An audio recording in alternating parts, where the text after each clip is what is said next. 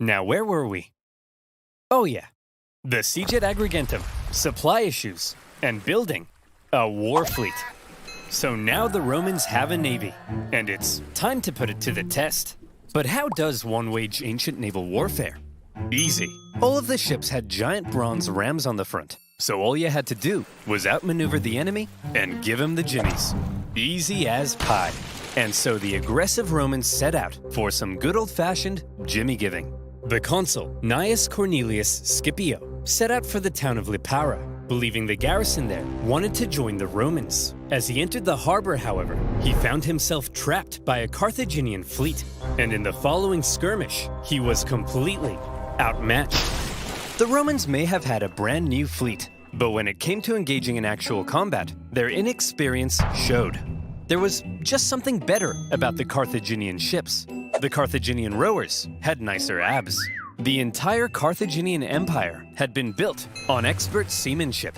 So, when it came to water, the Carthaginians were better, and the Romans were wetter.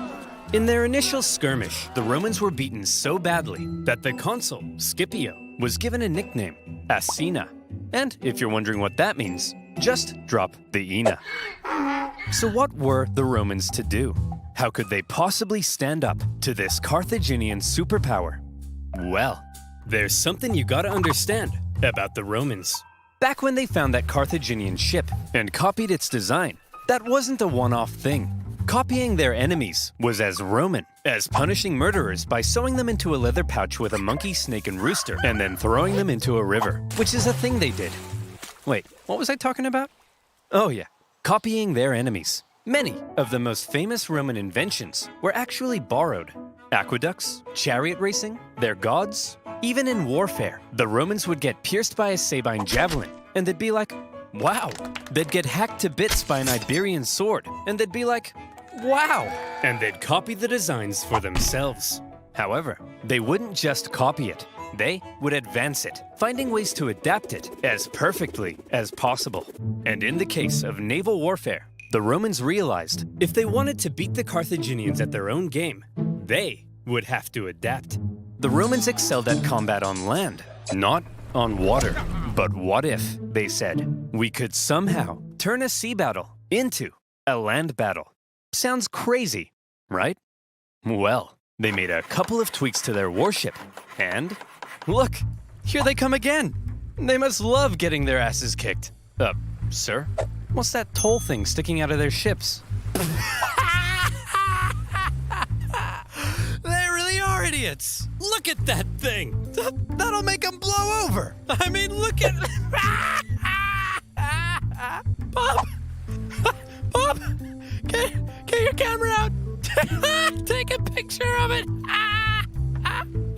I mean, how stupid can you be? Let's just add a big wooden tower to our ship that'll weigh us down and blow us over in the wind. I mean, what does that thing even do?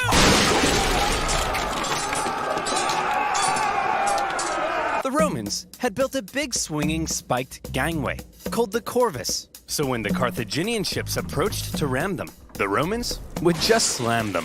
The Carthaginians tried going around. No problem. The Corvus could swivel. Try going behind. The Romans would huddle to the coastline. It was foolproof. Those big, sexy Carthaginian rowing muscles could flex all they want, but they were no match for the Roman mind. So ladies, you see, what really matters is what's on the inside. Please go out with me. And with that, the Romans, who had only just recently began dabbling in the art of naval combat, thanks to their ingenious Corvus, had just managed to outclass the Mediterranean seafaring superpower. The Carthaginians were stunned, and the general in charge of the defeated Carthaginian fleet, well, you better believe that's a crucifixion. With their newfound control of the seas, the Romans could now more easily blockade coastal cities and supply their legions on land. Surely, the Romans were now free to unleash their aggression all over the island. Haha! Hey Carthaginians, what are you gonna do now that we're free to rampage across the island? We're gonna go inside these walls and close this gate. Oh, come on guys, stop messing around. Come out so we can kill you. No. Oh, come on. No. Oh, no. To counter the new Roman supremacy, the Carthaginians decided to engage in a defensive war of attrition, forcing the Romans to engage in siege after lengthy siege. The war in Sicily became a long, hard, back-and-forth slug.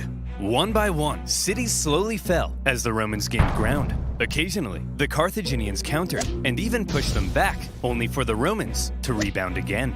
And whenever a city did finally fall, the Romans could delight in slaughtering the entire population and selling any survivors into slavery, which was pretty standard procedure at the time.